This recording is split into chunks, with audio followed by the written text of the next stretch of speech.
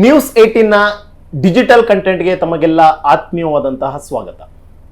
ಇವತ್ತು CCH 59 ಅಂದರೆ civil ಕೋರ್ಟ್ನ 59ನೇ ಕೋರ್ಟ್ನಲ್ಲಿ ಒಂದು ಡೆವಲಪ್ಮೆಂಟ್ ಇದೆ. ರೇಣುಕಾಸ್ವಾಮಿ ಕೊಲೆ ಪ್ರಕರಣದ ಆರೋಪಿಗಳೆಲ್ಲರೂ ಕೂಡ ಅಷ್ಟೇ ಕೋರ್ಟ್ಗೆ ಹಾಜರಾಗ್ತಾ ಇದ್ದಾರೆ. ಕಾರಣ ಏನು ಅಂತಂದ್ರೆ ಇಷ್ಟು ದಿನನೂ ಕೂಡ ಅಷ್ಟೇ 59ನೇ CCH ಕೋರ್ಟ್ನ ಜಡ್ಜ್ ಇರಲಿಲ್ಲ. ಯಾಕಂದ್ರೆ ಹಿಂದೆ ಇದ್ದಂತಹ ಜಡ್ಜ್ ಟ್ರಾನ್ಸ್ಫರ್ ಆದಂತಹ ಕಾರಣಕ್ಕೋಸ್ಕರ ಬೇರೊಬ್ಬ ಜಡ್ಜ್ಗೆ ವಹಿಸಿದ್ರು. ಆದ್ರೆ ಈ ಸಂದರ್ಭದಲ್ಲಿ ನಟ ದರ್ಶನ್ ಸೇರಿದಂತೆ ಎಲ್ಲ ಆರೋಪಿಗಳು ಕೂಡ ಅಷ್ಟೇ ತುಂಬಾ ಡಿಲೇ ಮಾಡ್ತಾ ಇದ್ದಾರೆ. ಟ್ರಯಲ್ ಅನ್ನುವಂತಹದ್ದು ತುಂಬಾ ಅಂದ್ರೆ ತುಂಬಾ ನಿಧಾನಗತಿಯಲ್ಲಿ ಹೋಗ್ತಿದೆ ಅನ್ನುವಂಥ ಒಂದಷ್ಟು ದೂರನ್ನು ಕೂಡ ಅಷ್ಟೇ ಸುಪ್ರೀಂ ಕೋರ್ಟ್ಗೆ ಸಲ್ಲಿಕೆಯನ್ನ ಮಾಡಿದ್ರು. ಆಗ ಸುಪ್ರೀಂ ಕೋರ್ಟ್ ಕೂಡ ಅಷ್ಟೇ 1 ವರ್ಷದ ಗಡುವನ್ನ ಕೊಟ್ಟಿದೆ. 1 ವರ್ಷದಲ್ಲಿ ಪ್ರಕರಣದ ಟ್ರಯಲ್ ಅನ್ನ ಕಂಪ್ಲೀಟ್ ಮಾಡಬೇಕು ಅನ್ನುವಂಥ ಒಂದು ಸೂಚನೆಯನ್ನು ಕೂಡ ಅಷ್ಟೇ ಕೆಳ ಹಂತದ ನ್ಯಾಯಾಲಯಕ್ಕೆ ಕೊಟ್ಟಿದೆ. ಈ ಬೆನ್ನಲ್ಲೇ ಈಗ 59ನೇ CCH ಕೋರ್ಟ್ಗೆ ಹೊಸ ಜಡ್ಜ್ ಕೂಡ ಅಷ್ಟೇ ನೇಮಕ ಆಗಿದ್ದಾರೆ. ಇವತ್ತಿನಿಂದ ಹೊಸ ಜಡ್ಜ್ನ ಸಮ್ಮುಖದಲ್ಲಿ ರೇಣುಕಾಸ್ವಾಮಿ ಕೊಲೆ ಪ್ರಕರಣದ ಟ್ರಯಲ್ ಅನ್ನುವಂತಹದ್ದು ಆರಂಭ ಆಗ್ತಾ ಇದೆ. ಈಗಾಗಲೇ 2 ವರ್ಷಗಳು ಕಂಪ್ಲೀಟ್ ಆಗಿದೆ. 2024ರ ಜೂನ್ 8ನೇ ತಾರೀಕಿನಂದು ಚಿತ್ರದುರ್ಗದಿಂದ ರೇಣುಕಾಸ್ವಾಮಿಯನ್ನ ಕಿಡ್ನಾಪ್ ಮಾಡಿಕೊಂಡು ಪಟ್ಟಣಗೆರೆ ಶೆಡ್ಗೆ ಕರ್ಕೊಂಡು ಬರ್ತಾರೆ. ಅಲ್ಲಿ ಆತನನ್ನ ಮೃಗೀಯ ರೀತಿಯಲ್ಲಿ ಹೊಡೆದು ಕೊಲೆಯನ್ನ ಮಾಡ್ತಾರೆ. ಈ ಕೊಲೆಯಲ್ಲಿ ಪ್ರಮುಖವಾಗಿ ನಟ ದರ್ಶನ್ ಕೂಡ ಅಷ್ಟೇ ಭಾಗಿಯಾಗಿರ್ತಾರೆ. ಪವಿತ್ರ ಗೌಡ ಕೂಡ ಅಷ್ಟೇ ಭಾಗಿಯಾಗಿರುವಂಥದ್ದು. ಒಟ್ಟು 17 ಜನ ಆರೋಪಿಗಳನ್ನ ಕಾಮಾಕ್ಷಿ ಪಾಳ್ಯ ಪೊಲೀಸರು ಆ ಒಂದು ಸಂದರ್ಭದಲ್ಲಿ ಬಂಧನ ಮಾಡ್ತಾರೆ. ಬಂಧನ ಆಗಿದ್ದಾದಂಥ ಬಳಿಕ ಇಂಟ್ರಾಗೇಷನ್ ಮಾಡ್ತಾರೆ. ಇಂಟ್ರಾಗೇಷನ್ ಆಗಿದ್ದಾದಂಥ ಬಳಿಕ 3 ತಿಂಗಳ ಅವಧಿಯಲ್ಲಿ ಕೋರ್ಟ್ಗೆ ಚಾರ್ಜ್ ಶೀಟ್ ಸಬ್ಮಿಟ್ ಮಾಡ್ತಾರೆ. ಅದಾದಂಥ ಬಳಿಕ ಅಡಿಷನಲ್ ಚಾರ್ಜ್ ಶೀಟ್ ಅನ್ನು ಕೂಡ ಅಷ್ಟೇ ಕೊಡ್ತಾರೆ. ಇದೆಲ್ಲ ಒಂದು ತನಿಖೆಯ ಭಾಗ. ತನಿಖೆ ಆದಂತಹ ಬಳಿಕ ಕೋರ್ಟ್ನಲ್ಲಿ ವಿಚಾರಣೆಗೆ ಬರುತ್ತೆ. ವಿಚಾರಣೆ ಬಂದಂತಹ ಸಂದರ್ಭದಲ್ಲೂ ಕೂಡ ಅಷ್ಟೇ ಈ ಪ್ರಕರಣದಲ್ಲಿ ಸುಮಾರು 270ಕ್ಕೂ ಹೆಚ್ಚು ಸಾಕ್ಷಿಗಳಿದ್ದಾರೆ. ಆ ಸಾಕ್ಷಿಗಳೆಲ್ಲರನ್ನೂ ಕೂಡ ಅಷ್ಟೇ ಯಾರು ಈ ಪ್ರಕರಣದ ಪ್ರಮುಖವಾದಂತಹ ಸಾಕ್ಷಿಗಳು ಅಂತ ಅನ್ಸ್ಕೊಂತಾರೆ ಅವರೊಬ್ಬೊಬ್ಬರನ್ನೇ ಕರೆಸ್ಕೊಂಡು ಟ್ರಯಲ್ ನಡೆಸುವಂತ ಒಂದು ಪ್ರಕ್ರಿಯೆ ಅನ್ನುವಂಥದ್ದು ಕಳೆದ 1 ವರ್ಷದಿಂದನೂ ಕೂಡ ಆಗ್ತಾನೆ ಇದೆ. ಆದ್ರೆ ಎಲ್ಲೋ ಒಂದು ಕಡೆ ಆರೋಪಿಗಳು ಕೂಡ ಅಷ್ಟೇ ಟ್ರಯಲ್ ಅನ್ನುವಂಥದ್ದು ಡಿಲೇ ಆಗ್ತಿದೆ ಅನ್ನುವಂಥ ಒಂದು ಕಾರಣಕ್ಕೋಸ್ಕರ ಅವರು ಸುಪ್ರೀಂ ಕೋರ್ಟ್ನ ಮೆಟ್ಲೆ ಇರ್ತಾರೆ. ಅದರಲ್ಲೂ ಕೂಡ ನಟ ದರ್ಶನ್ ಪ್ರಮುಖವಾಗಿ. ಯಾಕಂದ್ರೆ ಜೈಲ್ ಅನ್ನುವಂತಹದ್ದು ದಿನೇ ದಿನೇ ಅಡ್ಜಸ್ಟ್ಮೆಂಟ್ ಮಾಡ್ಕೊಳಕ್ ಆಗ್ತಾ ಇಲ್ಲ. ಯಾಕಂದ್ರೆ ನಟ ದರ್ಶನ್ ರಾಜನಂತೆ ಬೆಳೆದಿರುವಂತಹ ವ್ಯಕ್ತಿ. ತನ್ನ ಬೇಕಾದಂತಹ ಫುಡ್ ತಿಂತಿದ್ದ, ಬೇಕಾದಂತಹ ಐಷಾರಾಮಿ ಹೋಟೆಲ್ನಲ್ಲಿ ಆತ ಕಾಲ ಕಳೀತಿದ್ದ. ಆದ್ರೆ ಇವತ್ತು ಪರಪ್ನ ಅಗ್ರಹಾರ ಜೈಲಿನಲ್ಲಿ ಎಲ್ಲಾ ಸಾಮಾನ್ಯ ಕೈದಿಗಳಂತೆ ಆತನು ಕೂಡ ಅಷ್ಟೇ 4 ಗೋಡೆಗಳ ಮಧ್ಯೆ ತನ್ನ ಜೀವನವನ್ನ ಮಾಡಬೇಕಾದಂತಹ ಅನಿವಾರ್ಯ ಸ್ಥಿತಿ ಇವತ್ತು ನಟ ದರ್ಶನ್ಗೆ ಎದುರಾಗಿದೆ. ಕಾರಣ ಏನು ಅಂತಂದ್ರೆ ಕೊಲೆ ಆರೋಪವನ್ನು ಹೊತ್ಕೊಂಡಿರುವಂತಹದ್ದು, ಕೊಲೆ ಕೇಸ್ನಲ್ಲಿ ಆತ ಜೈಲ್ಗೆ ಹೋಗಿರುವಂತಹ ಕಾರಣಕ್ಕೋಸ್ಕರ. ಕೆಲವೊಂದು ಕಡೆ ಟ್ರಯಲ್ ಆರಂಭದಲ್ಲಿ ಶುರುವಾಗುತ್ತೆ. ಶುರುವಾದಂತಹ ವೇಳೆಯಲ್ಲಿ ಕೇಸ್ನಲ್ಲಿರುವಂತಹ ಸಾಕ್ಷಿಗಳಿಗೆ ಒಬ್ಬೊಬ್ಬರಿಗೆ ಪ್ರಾಸಿಕ್ಯೂಷನ್ ನೋಟಿಸ್ ಅನ್ನ ಕೊಟ್ಟು ವಿಚಾರಣೆ ಮಾಡುವಂತ ಒಂದು ಕೆಲಸಕ್ಕೂ ಕೂಡ ಮುಂದಾಗುತ್ತೆ. ಈ ಹಂತದಲ್ಲಿ ನಟ ದರ್ಶನ್ನ ಪರ ವಕೀಲರು ಒಂದು ಆರೋಪವನ್ನ ಮಾಡ್ತಾರೆ.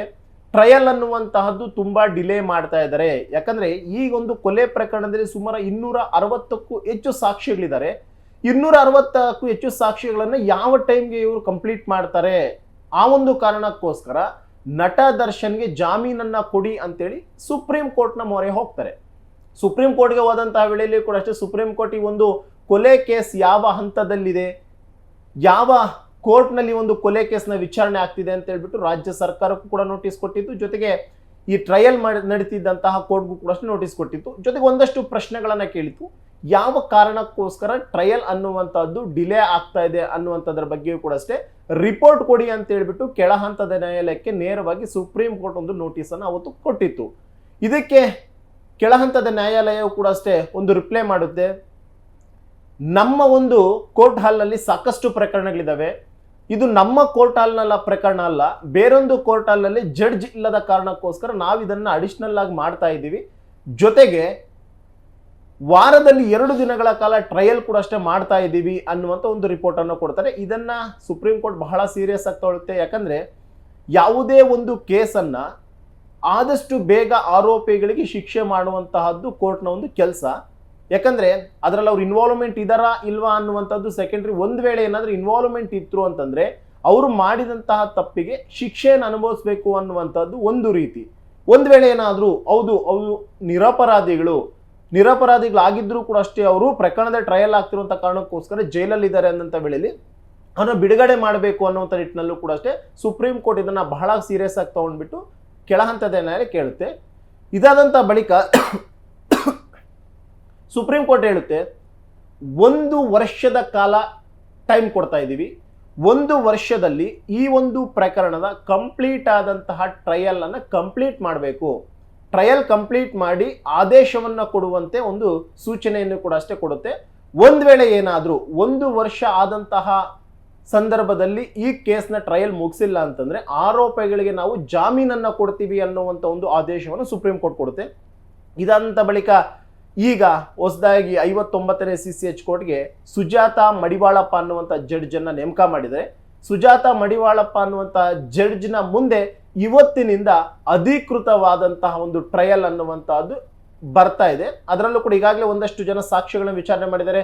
ರೇಣುಕಾ ಸ್ವಾಮಿ ಅವರ ತಂದೆ ತಾಯಿ ಆಗಿರ್ಬೋದು, ಒಂದಷ್ಟು ಪೋಸ್ಟ್ ಮಾರ್ಟಮ್ ಮಾಡಿರುವಂತಹ ವೈದ್ಯಾಧಿಕಾರಿ ಆಗಿರ್ಬೋದು, ಇನ್ನೊಂದಷ್ಟು ಮೇಜರ್ ಆದಂತಹ ಎವಿಡೆನ್ಸಸ್ ಇರುವಂತಹ ಸಾಕ್ಷಿಗಳನ್ನು ಈಗಾಗಲೇ ಕೋರ್ಟ್ನ ಕಟ್ಟೆಯಲ್ಲಿ ನಿಲ್ಲಿಸಿದರೆ ಅವರಿಂದ ಸ್ಟೇಟ್ಮೆಂಟ್ ಪಡ್ಕೊಳ್ಳುವಂಥ ಒಂದು ಕೆಲಸವನ್ನು ಕೂಡ ಅಷ್ಟೇ ಕೋರ್ಟ್ ಮಾಡಿತ್ತು.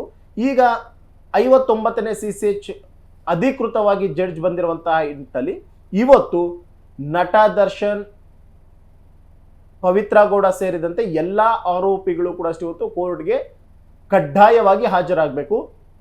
ಹೊರಗಡೆ ಇರುವಂತಹ ಆರೋಪಿಗಳು ನೇರವಾಗಿ ಕೋರ್ಟ್ನ ಮುಂದೆ ಹಾಜರಾಗಬೇಕು. ಇನ್ನು ಜೈಲಿನಲ್ಲಿರುವಂಥ ಆರೋಪಿಗಳು ವಿಡಿಯೋ ಕಾನ್ಫರೆನ್ಸ್ನ ಮೂಲಕವಾಗಿ ಹಾಜರಾಗಬೇಕು. ಆಲ್ಮೋಸ್ಟ್ ಇವತ್ತು ಆರೋಪಿಗಳೆಲ್ಲರೂ ಕೂಡ ಅಷ್ಟೇ ಪರಪ್ಪನ ಅಗ್ರಹಾರದಿಂದ ಯಾರೆಲ್ಲ ದರ್ಶನ್ ಆಗಿರ್ಬೋದು, ಪವಿತ್ರ ಗೌಡ ಆಗಿರ್ಬೋದು, ಲಕ್ಷ್ಮಣ್, ಇವರೆಲ್ಲರೂ ಕೂಡ ಅಷ್ಟೇ ನೇರವಾಗಿ VC ಮೂಲಕವಾಗಿ ಹಾಜರಾಗ್ತಾರೆ.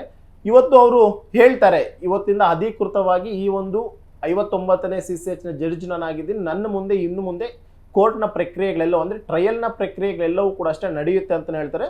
ಜೊತೆಗೆ ಇನ್ನೊಂದು ಇಂಪಾರ್ಟೆಂಟ್ ಆದಂಥ ವಿಚಾರ ಏನು ಅಂತಂದರೆ ವಾರದಲ್ಲಿ ಎಷ್ಟು ದಿನಗಳ ಕಾಲ ಟ್ರಯಲ್ ನಡೆಸಬೇಕು ಅನ್ನುವಂಥದ್ದು ಕೂಡ ಬಹುತೇಕ ನಿರ್ಧಾರ ಆಗುತ್ತೆ. ಯಾಕಂದರೆ ಹಿಂದೆ 64ನೇ CCH ಕೋರ್ಟ್ನಲ್ಲಿ ಟ್ರಯಲ್ ಆಗ್ತಿರುವಂಥ ಸಂದರ್ಭದಲ್ಲಿ ವಾರದಲ್ಲಿ ಕೇವಲ 2 ದಿನಗಳು ಮಾತ್ರ ಟ್ರಯಲ್ಗೆ ಅವಕಾಶವನ್ನು ನೀಡಲಾಗಿತ್ತು. ಆದರೆ ಈಗ ಇದೇ ಕೋರ್ಟ್ನಲ್ಲಿ ಕೇಸ್ ಇರುವಂತಹ ನಿಟ್ಟಿನಲ್ಲಿ ಇದೇ ಕೋರ್ಟ್ಗೆ ಚಾರ್ಜ್ ಶೀಟ್ ಹಾಕಿರುವಂಥ ಕಾರಣಕ್ಕೋಸ್ಕರ 1 ವರ್ಷದಲ್ಲಿ ಕೇಸ್ನ ಟ್ರಯಲ್ ಮುಗಿಸ್ಬೇಕಾದಂಥ ಅನಿವಾರ್ಯತೆ ಇರುವಂಥ ನಿಟ್ಟಿನಲ್ಲಿ ಬಹುತೇಕ ವಾರದಲ್ಲಿ 4 ದಿನಗಳ ಕಾಲ ಅಥವಾ 5 ದಿನಗಳ ಕಾಲ ಟ್ರಯಲ್ ನಡೆಯುವಂತಹ ಸಾಧ್ಯತೆಗಳಿದೆ. ಅದು ಕೂಡ ಅಷ್ಟೇ ಕನ್ಫರ್ಮೇಷನ್ ಇವತ್ತು ಸಿಗುತ್ತೆ. ಕೆಲವೊಂದು ಕಡೆ ನಟ ದರ್ಶನ್ಗೆ ಈ ಬೇಗವಾಗಿ ಟ್ರಯಲ್ ಮಾಡಿಸುವಂಥದ್ದು ಆತನಿಗೆ ಎಷ್ಟರ ಮಟ್ಟಿಗೆ ಇಂಪಾರ್ಟೆಂಟ್ ಅನ್ನುವಂಥದ್ದು ಕೂಡ ಗೊತ್ತಾಗುತ್ತೆ. ಯಾಕಂದರೆ ಈ ಪ್ರಕರಣದಲ್ಲಿ ಇರುವಂತಹ ಮೇಜರ್ ಸಾಕ್ಷಿಗಳೇನಿದ್ರೆ ಅವರು ಏನು ಸಾಕ್ಷಿಯನ್ನು ನುಡಿತಾರೆ ಅನ್ನುವಂಥದ್ರ ಮೇಲೆ ಈ ಒಂದು ಪ್ರಕರಣ ನಿಂತಿರುತ್ತೆ. ಅದರಲ್ಲೂ ಕೂಡ ಈ ಒಂದು ರೇಣುಕಾ ಸ್ವಾಮಿ ಕೊಲೆ ಪ್ರಕರಣದಲ್ಲಿ ಒಂದಷ್ಟು ಜನ ಐ ವಿಟ್ನೆಸಸ್ ಇದ್ದಾರೆ. ಐ ವಿಟ್ನೆಸ್ನ ಸ್ಟೇಟ್ಮೆಂಟ್ ಇನ್ನೂ ಕೂಡ ಅಷ್ಟೇ ಮಾಡಿಲ್ಲ. ಇನ್ನು ರೇಣುಕಾ ಸ್ವಾಮಿ ತಂದೆ ತಾಯಿಯ ಸ್ಟೇಟ್ಮೆಂಟನ್ನು ಮಾಡಿದ್ರು. ಅವರು ಕೂಡ ಅಷ್ಟೇ ಕೋರ್ಟ್ನ ಮುಂದೆ ಬಂದುಬಿಟ್ಟು ಜೂನ್ 8ನೇ ತಾರೀಕು ಏನಾಯಿತು, ತನ್ನ ಮಗ ಯಾವಾಗ ಫೋನ್ ಮಾಡಿದ್ದ, ಏನು ಎತ್ತ, ಎಲ್ಲವನ್ನೂ ಕೂಡ ಈಗಾಗಲೇ ಹೇಳಿದ್ದಾರೆ. ಇಲ್ಲಿ ಪ್ರಾಸಿಕ್ಯೂಷನ್ ಕೂಡ ಹೇಳ್ತಾ ಇರುವಂತಹದ್ದು 264 ಸಾಕ್ಷ್ಯಗಳು ಕೂಡ ಇಂಪಾರ್ಟೆಂಟ್ ಇಲ್ಲ, ಬದಲಾಗಿ ಅದರಲ್ಲಿರುವಂತಹ ಸುಮಾರು 60 ಸಾಕ್ಷ್ಯಗಳು ಅತಿ ಇಂಪಾರ್ಟೆಂಟ್ ಆಗಿರುವಂತಹ ಸಾಕ್ಷಿಗಳು. 60 ಸಾಕ್ಷಿಗಳನ್ನು ನಾವು ವಿತಿನ್ 1 ಇಯರ್ ಒಳಗಡೆ ನಾವು ಟ್ರಯಲ್ ಅನ್ನು ಮುಗಿಸ್ತೀವಿ ಅನ್ನುವಂಥ ಒಂದು ಹೇಳಿಕೆಯನ್ನು ಕೂಡ ಅಷ್ಟೇ ಪ್ರಾಸಿಕ್ಯೂಷನ್ ಸುಪ್ರೀಂ ಕೋರ್ಟ್ ಮುಂದೆ ಹೇಳಿರುವಂಥದ್ದು. ಈಗ 60 ಪ್ರಮುಖ ಸಾಕ್ಷ್ಯಗಳು ಕೂಡ ಅಷ್ಟೇ 59ನೇ CCH ನ್ಯಾಯಾಲಯದಲ್ಲಿ ಟ್ರಯಲ್ಗೆ ಒಳಪಡ್ತಾರೆ. ಅಲ್ಲಿಯೂ ಕೂಡ ಅಷ್ಟೇ ಕ್ರಾಸ್ ಮಾಡುವಂಥ ಒಂದು ಚಾನ್ಸಸ್ ಕೂಡ ಇರುತ್ತೆ. ಯಾಕಂದರೆ ಯಾವುದೇ ಒಬ್ಬ ಸಾಕ್ಷಿಯನ್ನು ಪ್ರಾಸಿಕ್ಯೂಷನ್ ಕೋರ್ಟ್ನ ಮುಂದೆ ಪ್ರೊಡ್ಯೂಸ್ ಮಾಡಿದಂತಹ ವೇಳೆಯಲ್ಲಿ ಆರೋಪಿಗಳ ಪರ ವಕೀಲರು ಕ್ರಾಸ್ ಎಕ್ಸಾಮಿನೇಷನ್ ಅನ್ನು ಮಾಡ್ತಾರೆ. ಅದೇ ನಿಟ್ಟಿನಲ್ಲಿ ಇವತ್ತು ದರ್ಶನ್ ಆಗಿರ್ಬೋದು, ಪವಿತ್ರ ಗೌಡ ಎಲ್ಲರೂ ಕೂಡ VC ಮೂಲಕವಾಗಿ ಹಾಜರಾಗುವಂಥ ಸಂದರ್ಭದಲ್ಲಿ ಜಡ್ಜ್ ಅವರೆಲ್ಲರಿಗೂ ಕೂಡ ಅಷ್ಟೇ ಕಮ್ಯುನಿಕೇಟ್ ಮಾಡ್ತಾರೆ. ಈ ಒಂದು ಪ್ರಕರಣದ ಟ್ರಯಲ್ ಅನ್ನುವಂಥದ್ದು ವಾರದಲ್ಲಿ ಎಷ್ಟು ದಿನ ನಡೆಯುತ್ತೆ ಅನ್ನುವಂಥ ಹೇಳ್ತಾರೆ. ಮುಂದಿನ ದಿನಗಳಲ್ಲಿ ಯಾವ ಸಾಕ್ಷಿಗಳಿಗೆ ನೋಟಿಸನ್ನು ಕೊಡಬೇಕು ಅನ್ನುವಂಥ ನಿರ್ಧಾರವೂ ಕೂಡ ಆಗುತ್ತೆ. ಎಲ್ಲೋ ಒಂದು ಕಡೆ ನಟ ದರ್ಶನ್ ಆದಷ್ಟು ಬೇಗ ಟ್ರಯಲ್ ಮುಗಿದ್ರೆ ಸಾಕಪ್ಪ, ಕೋರ್ಟ್ ಏನು ಆದೇಶ ಕೊಡುತ್ತೆ, ಒಂದು ವೇಳೆ ನಾನು ನಿರಪರಾಧಿ ಅಂತಂದ್ರೆ ನೆಮ್ಮದಿಯಾಗಿ ಹೊರಗಡೆ ಬರ್ಬೋದಪ್ಪ ಅನ್ನುವಂಥ ಒಂದು ಲೆಕ್ಕಾಚಾರದಲ್ಲೂ ಕೂಡ ನಟ ದರ್ಶನ್ ಇದ್ದಾರೆ. ಯಾಕಂದರೆ 1 ವರ್ಷದ ಕಾಲ ನಟ ದರ್ಶನ್ ಯಾವುದೇ ಕಾರಣಕ್ಕೂ ಕೂಡ ಅಷ್ಟೇ ಬೇಲ್ ಮೂವ್ ಮಾಡೋಕ್ಕೆ ಸಾಧ್ಯ ಇಲ್ಲ. ಯಾಕಂದರೆ ಸುಪ್ರೀಂ ಕೋರ್ಟ್ ಹೇಳಿರುವಂತಹದ್ದು 2027 ಮೇ 16ನೇ ತಾರೀಕುವರೆಗೂ ಕೂಡ ಅಷ್ಟೇ ಯಾವುದೇ ಕಾರಣಕ್ಕೂ ಕೂಡ ಅಷ್ಟೇ ನೀವು ಬೇಲನ್ನು ಅಪ್ಲೈ ಮಾಡಬೇಡಿ. ಒಂದು ವೇಳೆ ಆವತ್ತಿನ ದಿನಕ್ಕೇನಾದರೂ ಕೋರ್ಟ್ ಟ್ರಯಲನ್ನು ಮುಗಿಸಿದ್ದು ಆದಂಥ ವೇಳೆಯಲ್ಲಿ ಆದೇಶ ಬರುತ್ತೆ. ಒಂದು ವೇಳೆ ಆವತ್ತಿನ ದಿನದಲ್ಲಿ ಕೋರ್ಟ್ ಏನಾದರೂ ಟ್ರಯಲ್ ಮುಗಿಸಿಲ್ಲ ಅಂತಂದರೆ ಮುಲಾಜಿಂದ ನಾವು ಜಾಮೀನನ್ನು ಕೊಡ್ತೀವಿ ಅಂತ ಹೇಳ್ಬಿಟ್ಟು ನಟ ದರ್ಶನ್ ಈ ಒಂದು ಆದೇಶದಿಂದ ಕಂಪ್ಲೀಟ್ ಆಗಿ ಡಿಪ್ರೆಷನ್ಗೆ ಹೋಗಿದ್ದಾರೆ. ಯಾಕಂದರೆ ತನಗೊಂದು ಆಸೆ ಇತ್ತು, ಇವತ್ತಲ್ಲ ನಾಳೆ ನಾನು ಹೊರಗಡೆ ಬರ್ತೀನಿ, 1 ತಿಂಗಳು ತಡ ಆಗ್ಬೋದು, ಅಟ್ಲೀಸ್ಟ್ ನನ್ನ ಕೋರ್ಟ್ ಜಾಮೀನು ಕೊಡುತ್ತೆ ಅನ್ನುವಂಥ ಒಂದು ಆಸೆ ಇಟ್ಕೊಂಡಿದ್ರು. ಆದರೆ ಕೋರ್ಟ್ ಈ ರೀತಿಯಂತಹ ಆದೇಶವನ್ನು ಕೊಟ್ಟಿರುವಂತಹ ನಿಟ್ಟಿನಲ್ಲಿ ದರ್ಶನ್ ಎಲ್ಲೋ ಒಂದು ಕಡೆ ಕುಗ್ಗು ಹೋಗಿದ್ದಾರೆ. ಇವತ್ತು ಟ್ರಯಲ್ ಆಗ್ತಾ ಇದೆ.